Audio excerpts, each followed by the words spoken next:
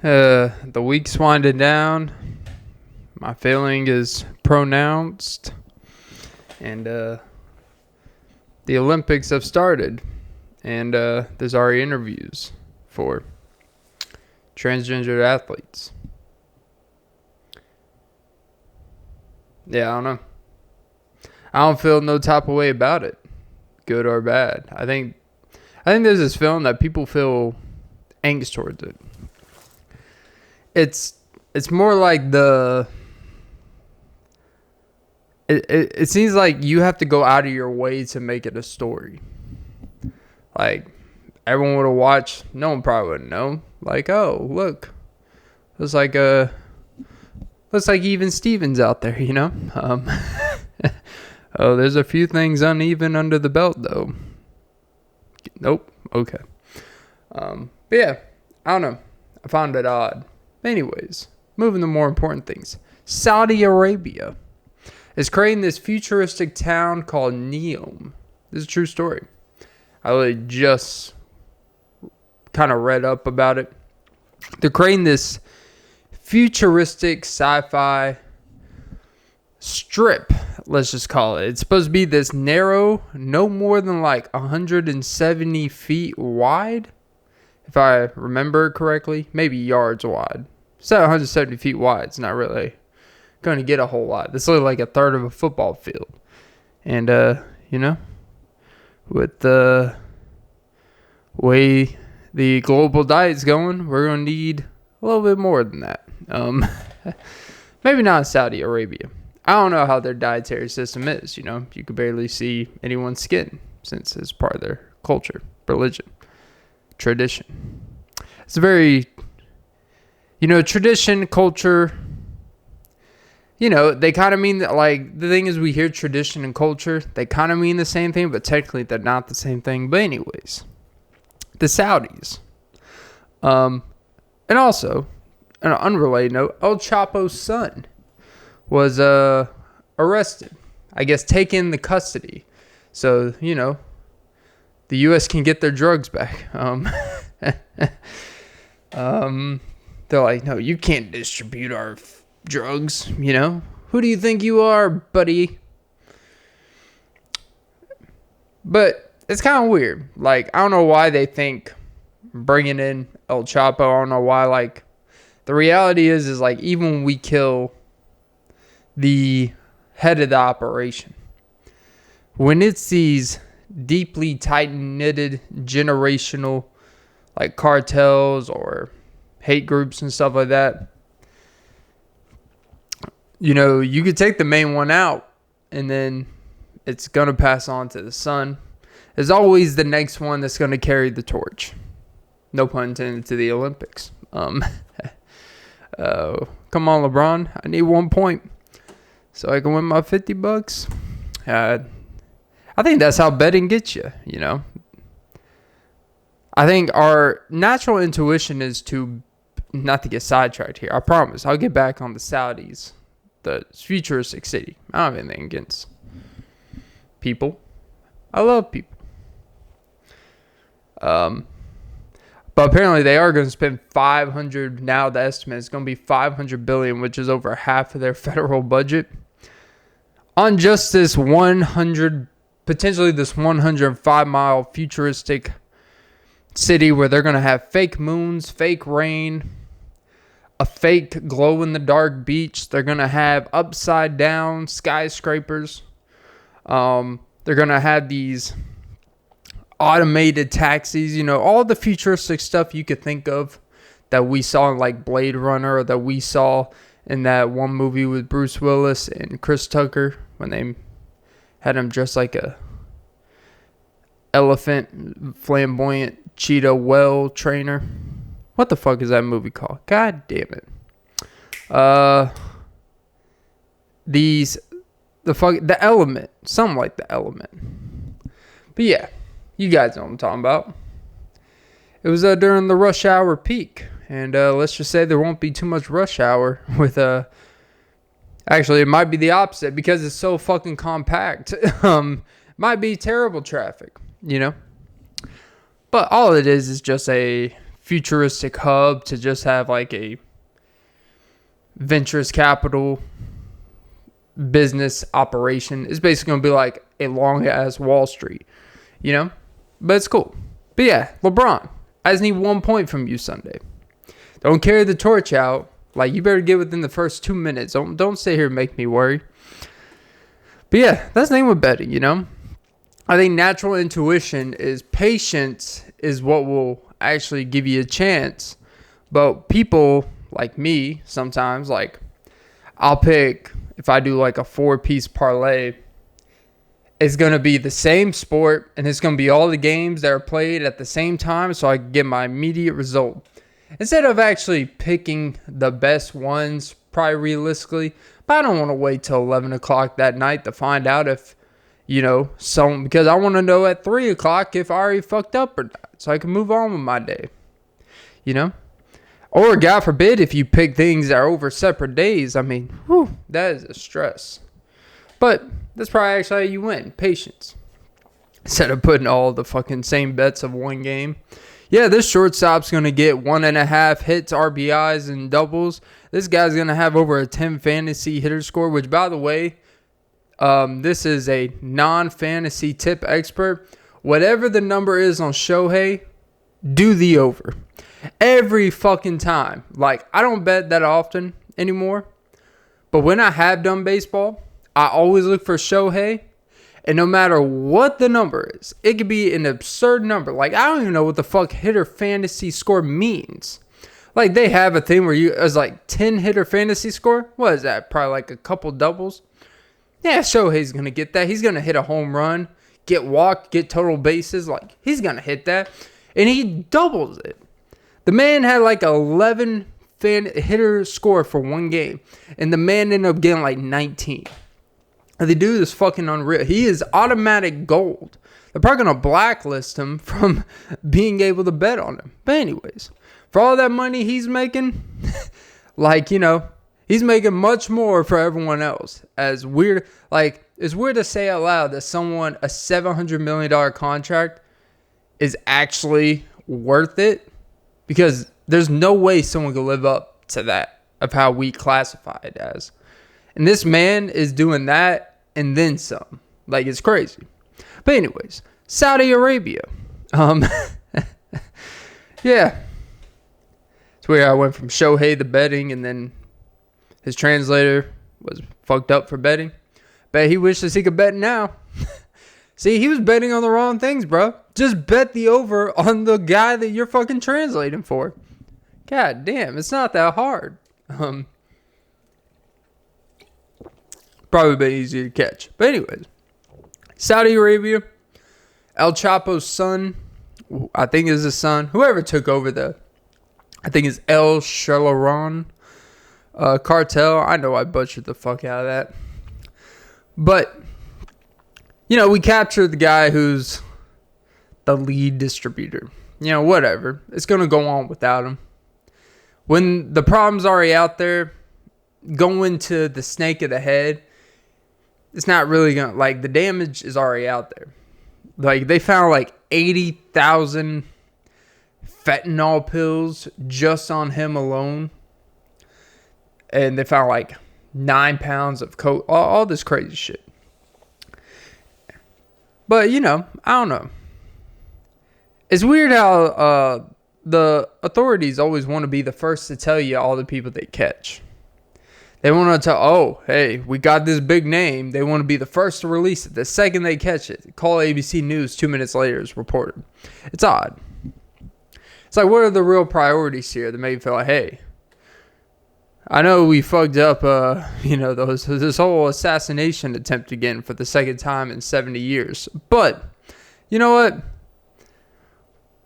In case y'all were worried about this cartel in Mexico thing, hey, we caught him.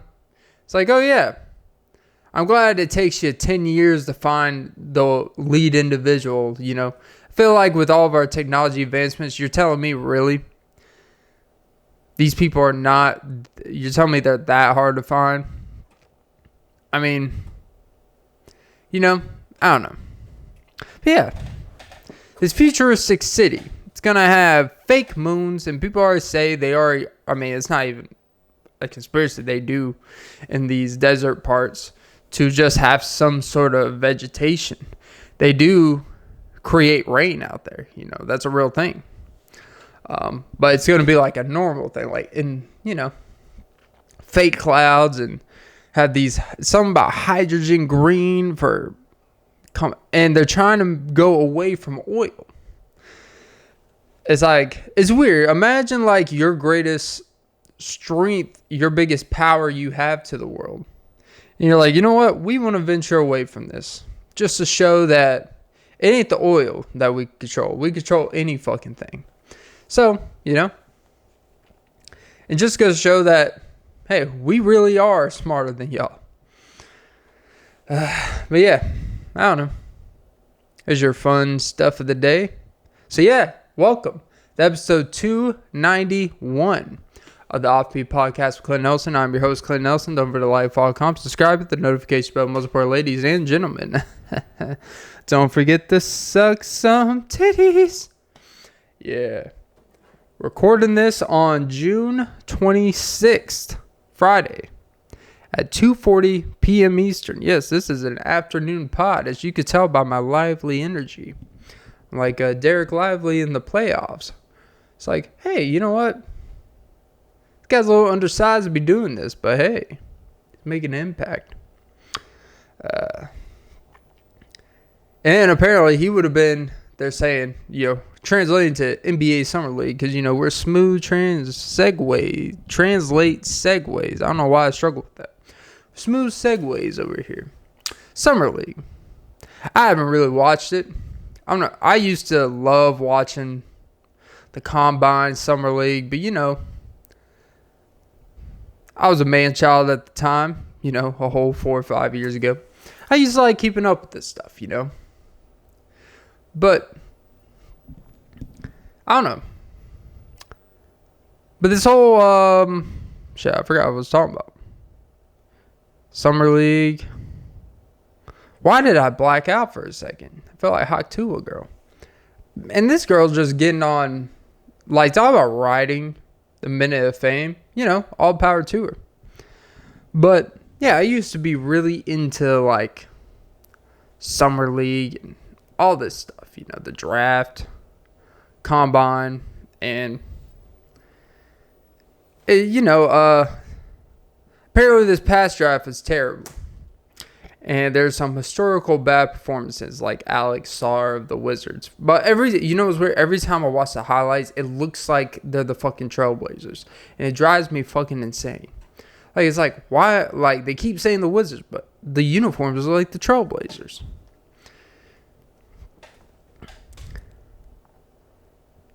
So, yeah. Nothing like it's a great reality check. I think really the NBA in any of these public, like, grand landscape of sports, it really is a microcosm of how we view young people achieving their dreams, right? Not to get too sentimental here. Or cynical. I guess sentimental, because I mean well by it.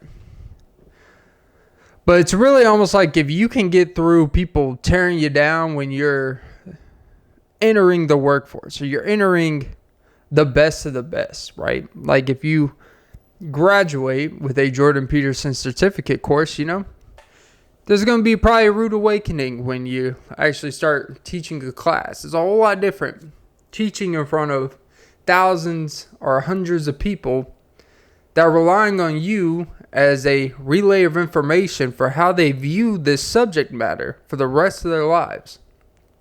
A bad teacher can make you switch a major. A bad experience can make you be like, you know what, this job ain't for me. Your first impression of something could be everything for how you internalize it and everything. So that's kind of a scary thing, right?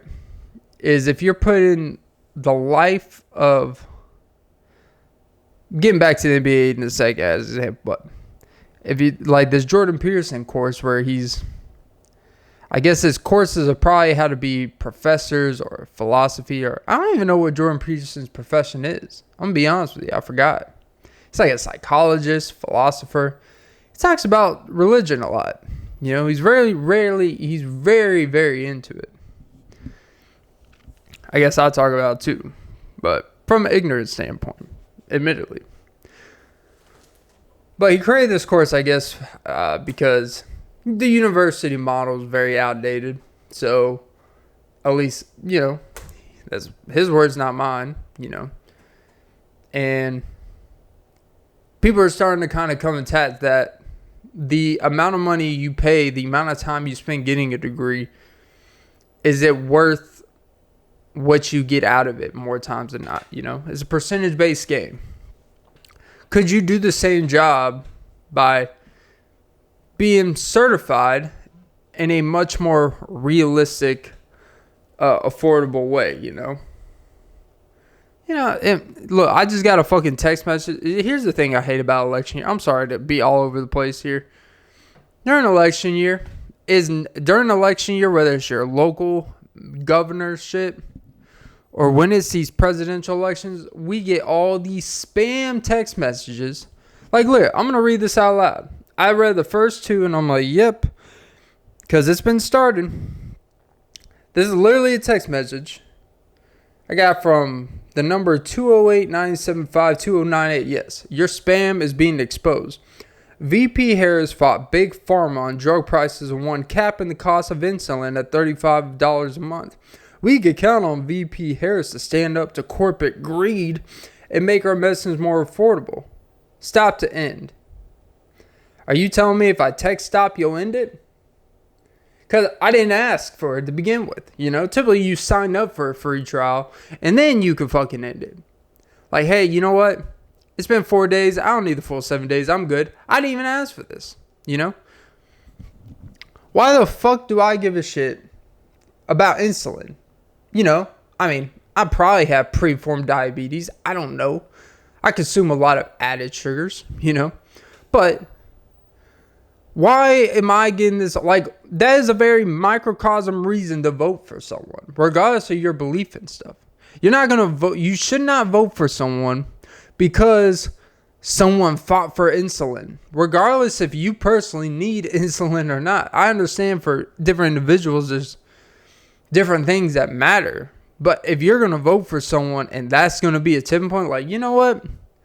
They both have some great points, but the other person didn't fight for my $35 insulin shot, you know? It's just absurd. Like, the fact that that's fucking legal to begin with, the fact that we just get these spam that are incorporated and run by these people. It's funny how all of a sudden, like, behind the scenes, they're building this campaign because they know Joe's going to stand down or step down. They're already building these campaigns. I don't know if you guys have ever seen movies that are about campaigns. I watched this movie, Ides of March. I think it had Ryan Gosling in it. You know, the guy from Barbie and what's the other movie where he sings and shit that I didn't see but I'm aware of with Emma Stone. God damn it, Clint. You ignorant fuck. But you guys know, you know, pretty boy. And so, God, now it's driving me fucking insane. But the point is, it's in a movie about behind the scenes. George Clooney was like, you know, the figure for running for governor. May have been president, but I think it was more a local thing. Mayor, governor, whatever. And running that campaign from behind, you know, they rent out this office space for like a year just for an individual when the amount of money they're on payroll for people doing this shit. It's insanity. It is these man-created jobs whose jobs are literally to dictate media narrative, to dictate perception, to dictate literally just convincing the public, not off facts, not off body of work, but it's more about their job is to mainly put information out, leak sources, and find dirt on any potential other candidate where it's enough dirt that they don't want to have to answer for. So they sweep it under the rug. They drop out mysteriously. And that's how these things work. It's about whose dirt does an individual care about. I think that's really what, because they got dirt on all these people. Because otherwise, why are these, it's not always the most qualified people running for these things. And that's why there's a lot of people, the second you ask them, like, hey, why don't you run? You've been 30 years in politics, this, that, and they're like, nope. I do not want them to find my, what was that? Anthony Weiner. That dude couldn't run for nothing now. I think he actually does run for stuff. Yeah, he's running from the underage picks. God, that dude was blessed with the worst last name in history. And you can tell that as a guy obsessed with his own. Not that there's anything wrong being, into yourself, I've been accused of being a little bit too into myself, being a little too, man, you sure like talking about yourself. It's like, yes, you know what? You get in front of a camera, record by yourself, and not talk about yourself. Because you know what? If you don't talk about yourself when you're the only one there, you're a fucking lunatic. All right? I hate to say it. You're fucking insane. But yeah, these campaigns jobs, their whole job. Have you ever heard the term that if you have to, you should never, essentially, trying to think of a cooler saying, a more concise saying, but I can't think of it in the moment. But essentially, if you have to tear someone else's, if you're focused on belittling someone else to improve yourself, I think they call it dirty macking. In the dating world, where you shit and convince a girl or you convince others how inadequate or how not good someone is or how lame someone is to elevate yourself, when really you shouldn't have to degrade anyone else to make yourself deem better. If you are better, then you just are better.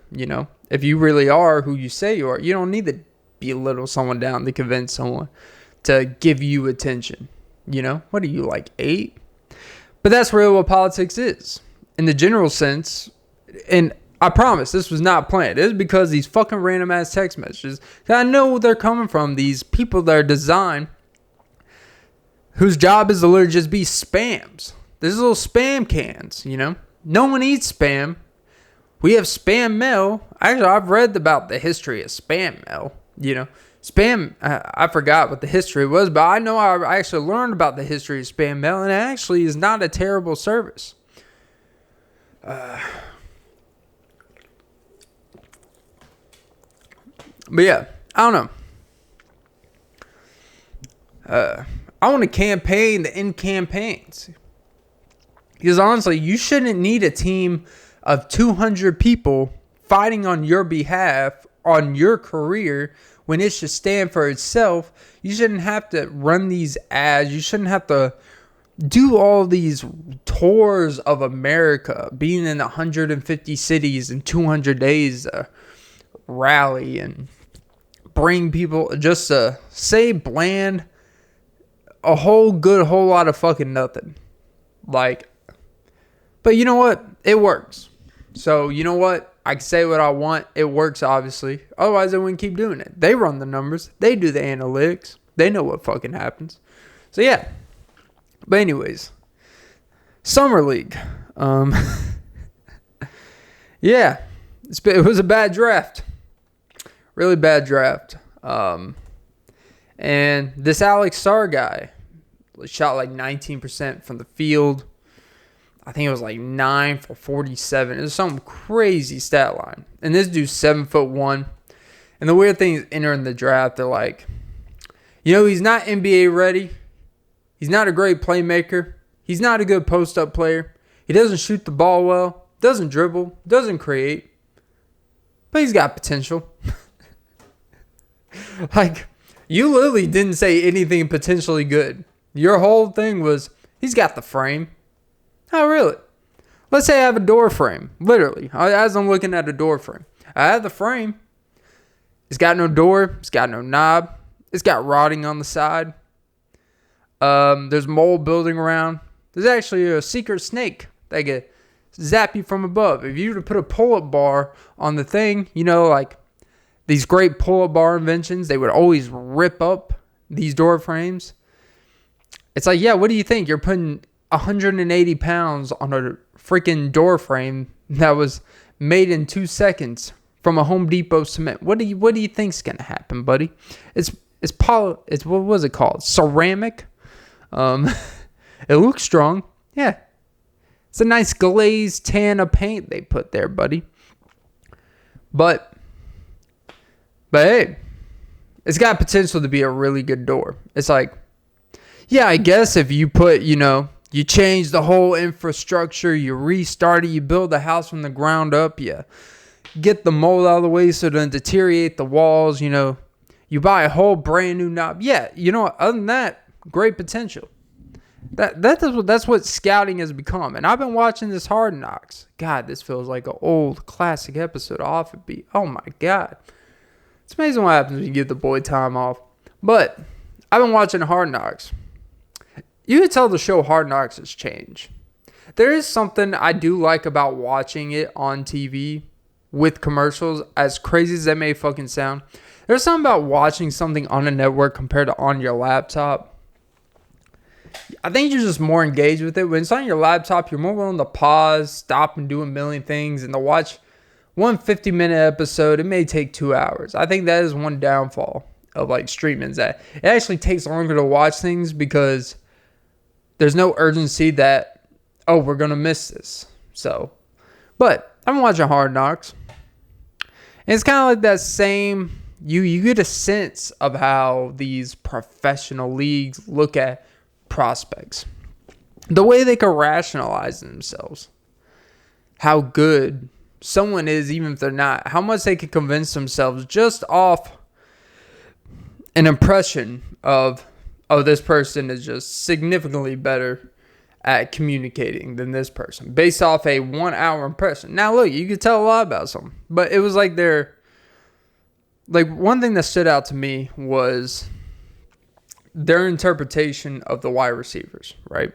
They had, in the room, they had like Roman Dunze, they had Malik Neighbors, they had Marvin Harrison. Actually, I don't know if Malik Neighbors was in this specific meeting, but they did individually meet with him.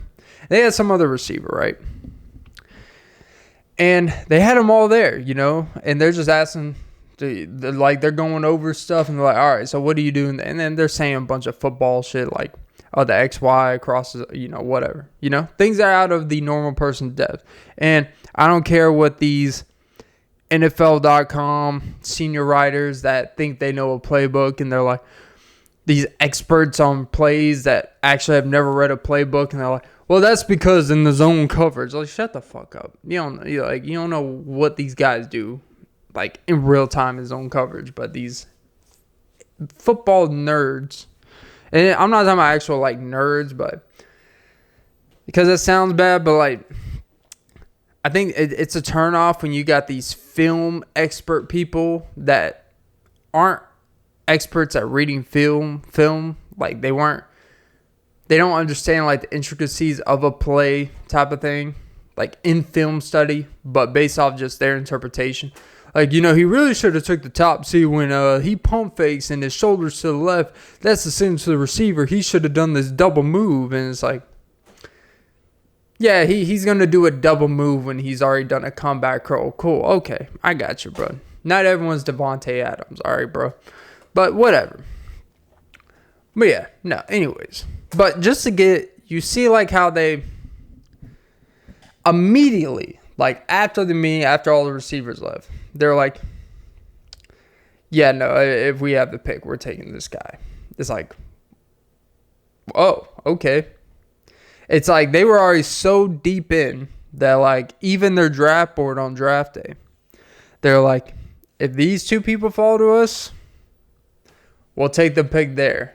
But we like this other receiver, but we can't rationalize taking him number 6, but we could take him at number 8 if we trade back. Like, I understand the whole getting value thing, but if you really like someone, you're not going to go through all that trouble for a what if. Just so now, if you go back to 8 and he's not there, then you're going to be taking someone who was not really who's not really going to improve your team to significance. There's a reason why they weren't drafted as high, at least on paper. of how you viewed them. That's where this whole like draft stuff, it becomes this whole conundrum of just doing too much. Like, it's all about value. I get it, right? But taking a guy at 6 compared to taking them at 9, and chances are if you're trading back, you're not going to get that guy because they're trading up for the guy that you fucking want. So, I don't know. It's just stupid sometimes. It's like, it's the definition of overthinking. I'm not going to tell people how to do their job. I'm not in the league. I don't have experience doing drafts outside of, Madden and fantasy. But it seems to be a disconnect of reality. Because you get this individual, they automatically improve your situation, your team, which is why you have that pick. But you trade back, we'll get this pick, plus we'll get a 3rd round pick and a 4th round pick, who one's probably going to be on injured reserve after a couple weeks of practice, and the other is probably going to be a rotational player. So congrats, you got a player that's probably going to get hurt and a rotational player when you could have had a consistent mainstay at a certain position. Now, it all worked out for them. They got the player they wanted. But I'm just saying, when they're going through these scenarios, because they break it down, I get it, like they prepare for everything. This happens, we're going to do this. This happens, we're going to do this. But it just seems like, all right. It's like you guys are getting paid. Let's be honest. A lot of these high position rankings are getting paid because they've convinced their bosses that what they do is a lot more exponentially more critically thinking than it sometimes is. Like, it's sometimes, it can be tough making choices. But at the top of the draft, the choices are pretty damn easy who's good or not. Where you really should get paid is picking those 3rd, 4th round picks that fall through the cracks, but they fit in your system. You find ways to maximize, whatever. Like, anyone could have picked fucking Malik Neighbors at number 6. Anyone could have picked Caleb Williams at 1. Anyone could have picked, these All-American players at the top, because if they fail, it's a indictment on the process, not on the individual who picked it per se. So they got like 15 scouts. They're scouting all these people, and the GM's just like, "Yep, I'm taking this guy. We like the interview." It's like, oh, so what's the point of us going watching, taking all this data, But cool. All right. By the way, they all work exponentially hard.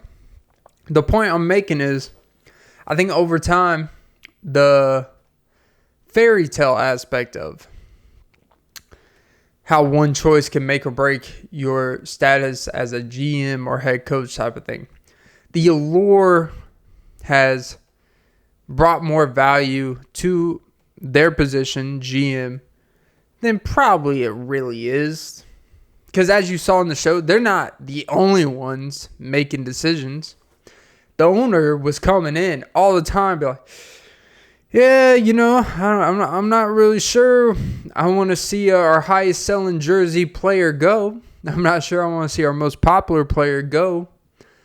It's like, and then, the GM's trying, it's just all about value, if it was this. And he's just like, you can see on the dude's face is like, I'll pay the extra couple million. Because the extra couple million we pay a year, he's going to bring back in fanfare, team morale, all that good stuff. But, I think it's a real glimpse of, we had these figureheads in positions, but in reality, it's everyone else that makes the shit go. And that's really what management is, being a general manager.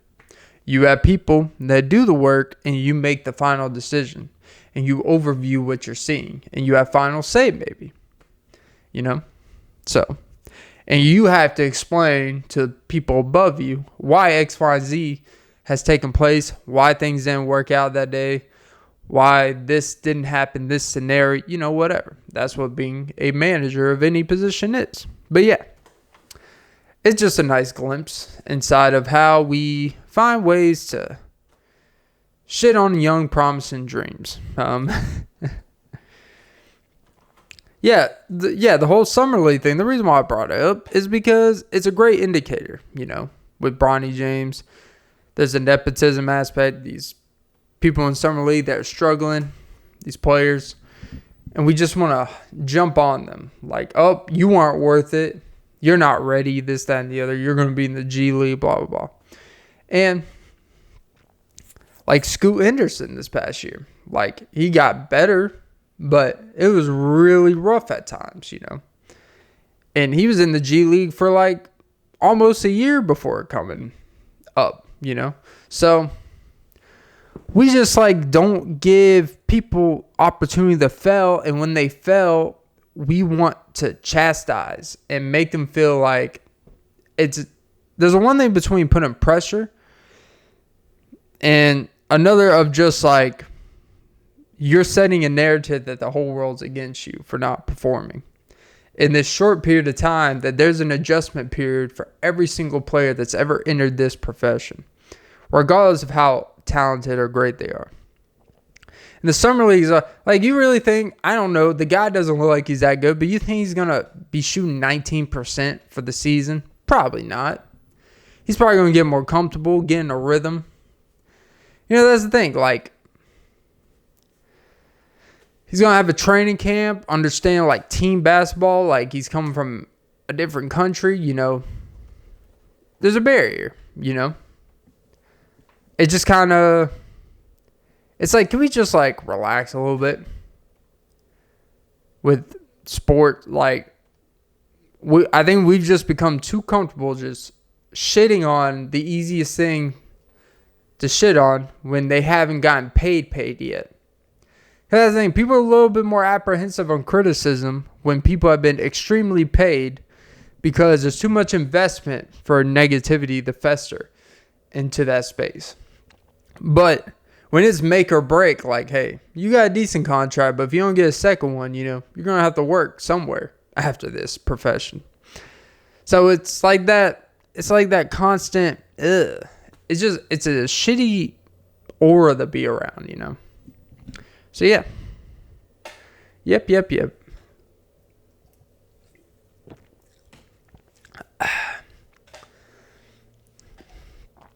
How to buy time when no one's watching. Me. The week is almost done, though. That's the sad part. I don't know how I feel going back to work. It's nice to get rest, It's nice to really decompress and distance yourself from something that you're around every day and all that stuff. But at the same time, it makes you think about some things. It makes you like, this is what really we're putting this life forward to enjoy. To actually spend time, like just being home this week, for example. My girlfriend, she's like, I just love seeing you this happy, right?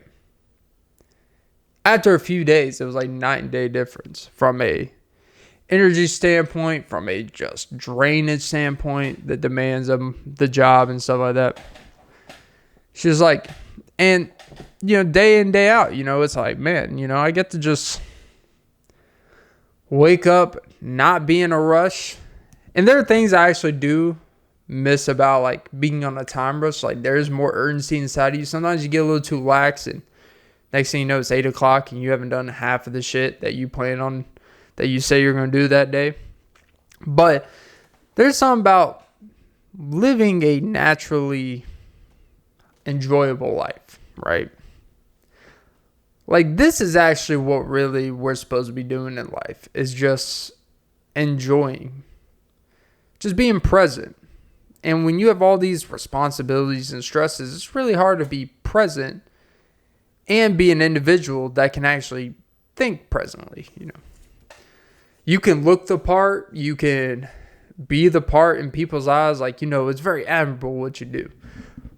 But you can't, there's just a cap of energy you can exert into things a day. Some's got to give. As you see, like, dude, I'm posting episodes like crazy because I actually had the energy at the time to spend to do all this shit. And it proved to myself, like, man, you know what? I got this, I actually am committed to it. I actually am. I do care about this shit.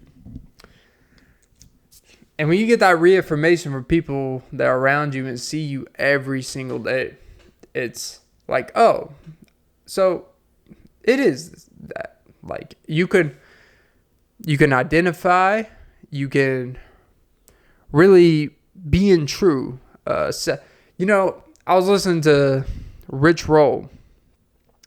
I don't know even what to call him. I found him as a guest on the show. And I listened to it randomly. I've heard of him before, like in my algorithm. I never clicked on him. I listened, and his description is like he's a ultra marathon athlete. He's entrepreneur. He's a wellness advocate. He's kind of like one of these kind of same people I would kind of roll my eyes about, like their life pseudocisms.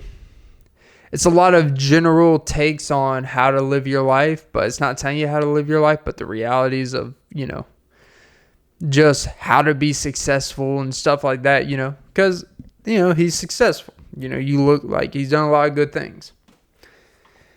And there's something, I was listening to some last night. And also, by the way, side note, I was actually having trouble sleeping last night. And when you're having trouble sleeping, I think it is your body telling you. It's almost like your spiritual conscience telling you that if you're having trouble sleeping, really think about what you did that day. If you slept decently the day before and you were up for 14 plus hours and you try to go to bed and you can't sleep, chances are you probably didn't do anything that warranted going to sleep. As weird as that may sound, because typically we have the opposite issue in America because of the way people have to live, you're basically forced to find sleep. But when you have time off, and you relax, you decompress, you're not doing everything every minute of the day. I pace, and I realized, you know what? I didn't really do a whole lot of physical exertion, not even physical activity. That's not what I mean. I didn't put a lot of time into stuff that required mental stress in it, because using your brain, actively thinking, is draining. It is a form of energy type of thing.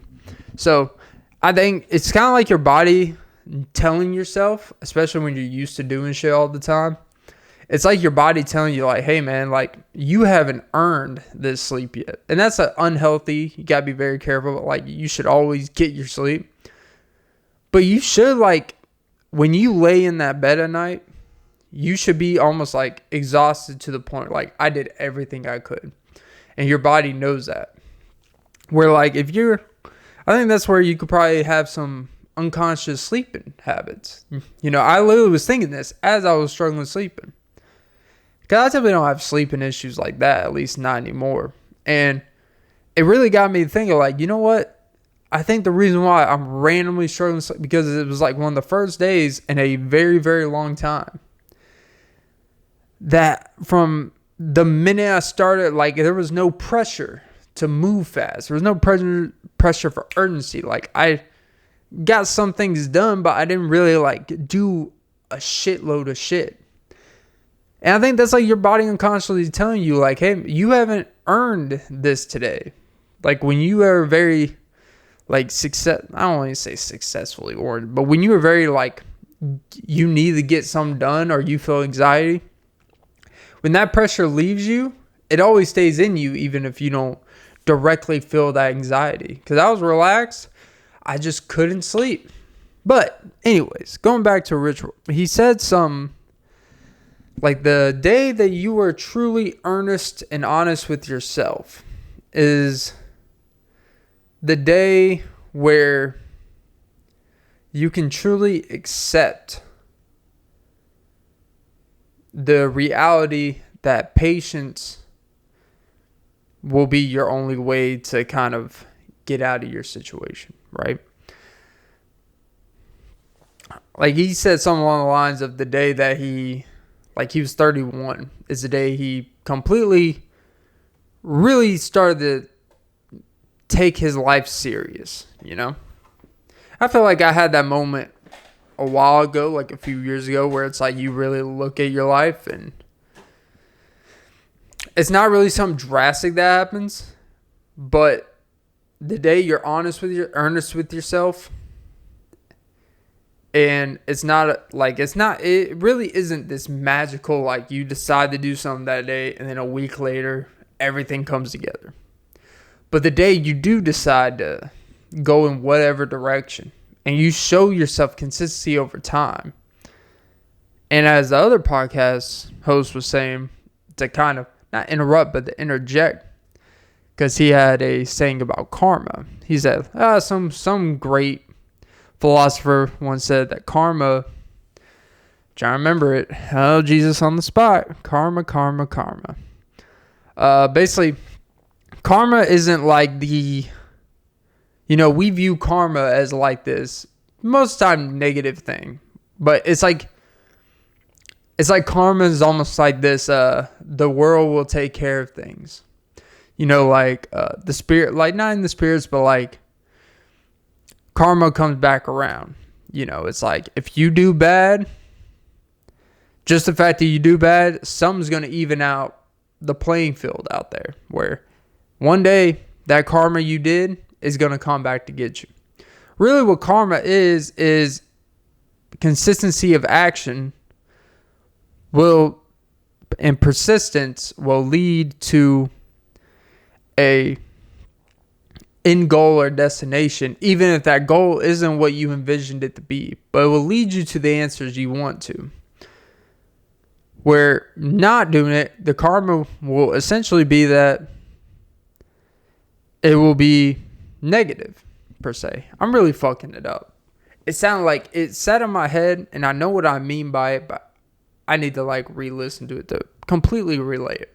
I think, is like when we view karma, it is like this spiritual, is this Justin Timberlake, what goes around comes around, like, oh, if that, it's like even if you don't feel guilty about what you did, the world will come back to humble you. When it's more of like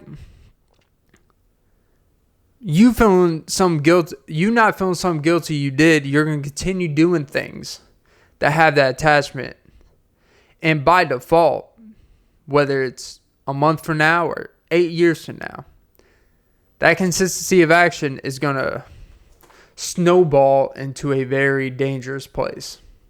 Where the other way, you decide to go in a good direction, where it's like, it's a change, it's scary. You're going off the beaten path, no pun intended to the podcast, and you're truly building momentum. That momentum is the karma. That snowball is the karma. It's going to snowball into something. It may not necessarily be what you think it is, because it could take you somewhere, and then it opens up a different opportunity that some of you had no idea or ever envisioned. And it could be something better. It could just be something different. People change. And it's like they were saying in this show, like, we are always changing. And that sounds corny when people say people are always changing, but it really is. Like, even if you think you're the same, you're really not, because like you could do the same stuff every day, have your creature of habit like I do. But I feel different from doing the same daily routine a year ago than today. Why? Because my attachment, how I view it, I've kind of questioned it. I feel a little bit more distant from it.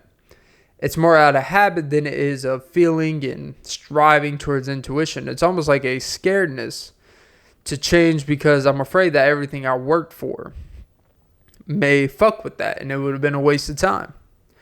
So you are constantly changing, even if you're doing the same thing on paper. the way you view doing that thing is going to change, because it's human nature to start questioning repetitive feelings, because we know repetitive feelings, repetitive motions, repetitive actions. We know when everything is changing around you, but you don't. There's an admirable aspect that nothing phases you, and then there's also a scary aspect that nothing will change you. You're going to be the same, just out of maybe a defense mechanism. Maybe you're the same because you're scared of change. Maybe you're the same because you can't operate in any environment other than this bubble that you have created yourself. And having a bubble can be a very iffy term, because having a bubble is almost like you're protecting from the world, but really it's to, as Drake would say, you're hiding the world from your kid. You're hiding the world from your greatness. But no, seriously. It really is like you're almost like hiding any new feelings you could potentially have. You're hiding the feeling alive aspect that makes living alive. Like, I'll just come out and say it, like, I enjoy working out. I enjoy going to the gym. I don't enjoy it nearly as much as I did 4 months ago. And I'm still relatively the same strength, for a natural lifter. Because I know I don't go to the gym and really have that urge to really, want more. Like, I push myself. I still, objectively, I still look pretty good. I still feel good for the most part. But I don't get that same, high of enjoyment. It's almost like just something to keep the... It's almost just like something to keep the hamster wheel going. It's like, I know there's this thing I can rely on for a dopamine, for something I've gotten pretty good at objectively, something that I'm pretty damn strong at, something that I'm in control of. There's some empowering about that. But I don't enjoy it as much. Does that mean I should stop doing it? No, but it means I have started to reevaluate. Is it just because I'm doing the same workouts? Or is it because my attachment to these workouts and exercises and going to the gym, because there may be a societal standard of people in my close life, what they expect of me now? I don't know. I think it's more along the lines of I think it's just like anything you do, you probably need a little time away from it. You need this and kind of have a different relationship with it. Like, a relationship with an individual does change over time. You can't deny it, you can't hide it, and it should, because your relationship with something in its infancy stages. Your relationship with your 2-month-old daughter should be different than your relationship when she turns 10 years old. Because they're more known, they know what's going on a little bit more, They can talk, they can walk, they can feel, they have real emotions that they can verbally relate to you, emotionally relate. They're dealing with other humans that are learning in the same space. Like, a 2-month-old doesn't really know what the fuck is going on. You're doing everything for them. And your relationship with your partner. The first 6 months of butterflies and, just unconditional, just whatever you want to call it. The highest dopamine stages. The infatuation, they call it. 6 months compared to 2 years, to 3 years, to 5 years, to marriage, to 30 years. It changes. People have different health issues. There's different things people need. There's different things. People change, but what keeps that relationships from becoming static, with whether it's a thing like me with the gym or you with your partner, is constantly identifying why are things changing, feeling different, but they don't look different.